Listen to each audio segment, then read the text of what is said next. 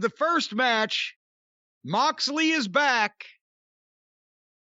And 15 pounds lighter, the CEO of Moxley Plumbing is going to open the show in his single match with Wheeler Yuta. And now, apparently, our friend Danhausen is a member of the Puddin' Gang, because Wheeler Yuta's in the Puddin' Gang, and here he comes with Pockets and Danhausen. So now, is this Paul Jones's army?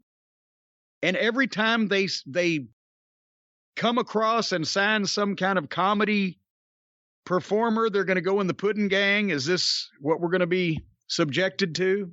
Unfortunately, it looks like that, but to me, the bigger issue, if you get past the gimmick and the silliness and everything else, Danhausen debuts on the show last week, popping out from under the ring in the middle of the Orange Cassidy-Adam Cole match.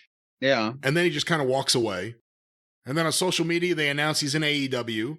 Obviously, he's got fans. His t-shirt's already one of the best-selling shirts they have. But that's it. Nothing else has been said about him or explained about him on TV. And then this week's show, he just walks out with Orange Cassidy and Wheeler Yuta. Not only is nothing said about who he is, why he's there, why he is what he is. Why he is.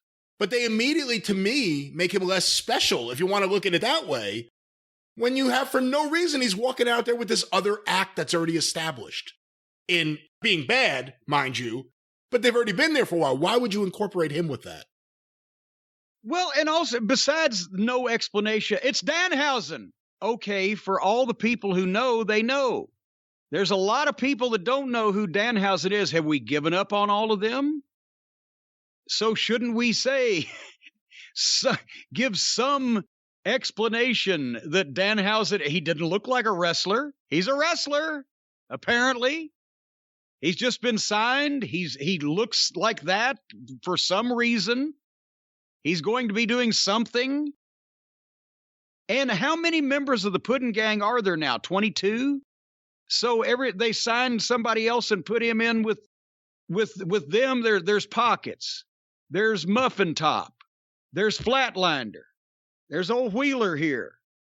There's who am I missing? Trent. Trent's mom. Trent's mom is an honorary member. Ricky Romero.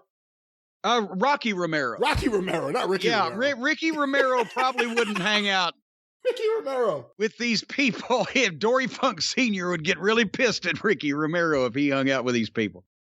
And you know what they'd say to Ricky Romero if he was there right now? They say, Ricky, what are you doing here? You've been dead for 30 years. Don't they actually say that Okada's a member too? That like Okada's group and the Best Friends have a loose connection? Well, yeah, loose connection. Somebody in the Best Friends has a loose something.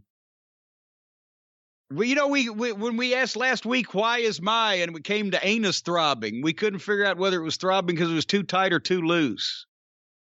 Anyway, so Moxley versus Wheeler Yuta, and he's in the fucking Puddin' Gang. Who's the baby face? Who's the heel? The Puddin' Gang are all supposed to be baby faces. Moxley's supposed to be a badass. He's going to have the same match he always does. And it was. And he said he gives the job guy too much offense. They fight on the floor. They do some dives. And then Moxley and Pockets will stare at each other, just like Pockets stares at all of the opponents for his guys out on the floor. The guy that he's staring at is buried because he doesn't do anything to the guy standing there looking at him with his hands in his pockets. Wheeler Yuta acts seriously about shit. He's in shape. And he might be able to do something, but it's impossible to take him seriously aligned with the Clown Car group. And you don't pay any attention to the matches because he's aligned with the Clown Car group. So. And respectfully to my earlier point, Wheeler Yuta's another guy, just popped up one day, just started walking out with the Best Friends. Well, that's because Trent was hurt. But it was never explained to us why he was there, who he was exactly, why he's friends with them. It was just all of a sudden he's a member of their little gang. They needed a new friend. And they're very fair weather friends. If one of their friends gets hurt, they just go out and get a new friend. I'll be there for you. So this match ended. Guess who won? And then I got to be honest with you. I knew it was too good to last. Bryan Danielson has been impeccable, a breath of fresh air. Great match with Paige, 2 matches with Paige. Now we're going to have to see Danielson and Moxley.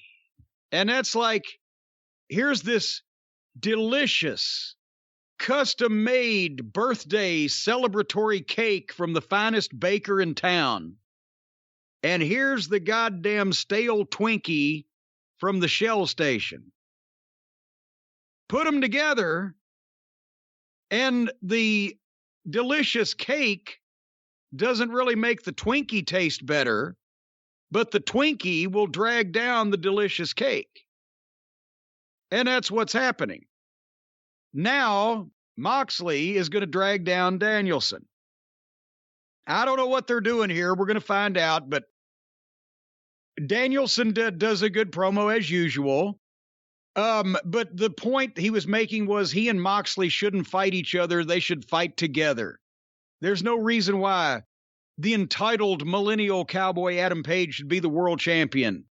There's no reason a dinosaur should be a tag team champion. He must be listening to the program. Brian, hello. Hope you're doing well.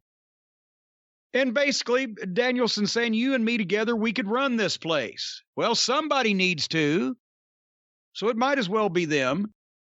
And, of course, Danielson knocks the Puddin' Gang and talk. He's basically using, they have a weird thing going on here, and it'll get stranger in the next segment, where they will tell the truth about all the company's weak spots in trying to make the people disagree with what they know to be the truth because the heels are saying it. See what I'm saying, Brian? Yeah. It ain't working, but they're trying. So Danielson says everything about some of the goofy young talent that they have there and says, we could train them and we could run this place. And I wrote, the last thing anybody needs is to be trained by Jon Moxley. Maybe a puppy. But this went a while. I'm not complaining that Danielson is the one speaking because I get tired of Moxley's same promo every time. I'm going to drink some blood and snap some necks.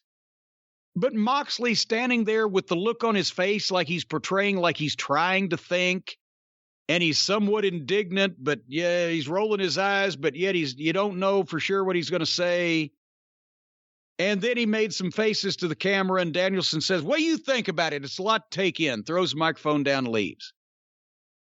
Did Moxley's making the mugging, or as William Regal would say, pulling faces, as they say across the pond, to the camera, did that lessen this any, or where do you think this is even going? I don't think it lessened it. I thought Danielson was great. Did you believe everything Danielson says? Yeah. He's really, really good right now. I think part of the problem, where do I think it's going? I don't know. It seems like they're going towards eventually Moxley and Danielson, which they've been teasing for a while, since before Moxley went away. And the problem is they do this thing and Danielson saying, come on, let's do this together. Let's train Lee Moriarty and all these different guys. If they wanted the fans to go, oh, don't do that. Come on, Mox. No. I think the problem is everyone was like, yeah, that's great. What a great idea. I didn't see anyone on Twitter or anywhere else say like, oh, that's awful. They're like, oh, I hope this is real. I hope they put together Daniel Garcia and a few of these guys that could use some seasoning with Danielson and even Moxley. I don't know if that was the desired result, but everyone was excited about it actually happening. Well, you know, they swim against the tide here, Brian. They don't follow they take the path least traveled. They don't follow the crowd. So maybe for the first time in history, this was designed. It's only been 130 years since we've had pro wrestling. Maybe this is the first time ever that the people were supposed to cheer for the babyface to do what the heel's asking him to do.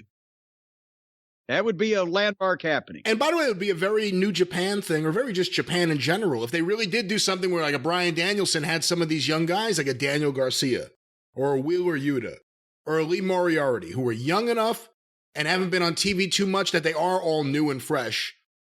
Maybe this is a good way to get them involved with the shows as opposed to just having them randomly run out with 2.0 nonstop. Well, but no, because then we got to look at Daniel Garcia twice a week instead of just once a week.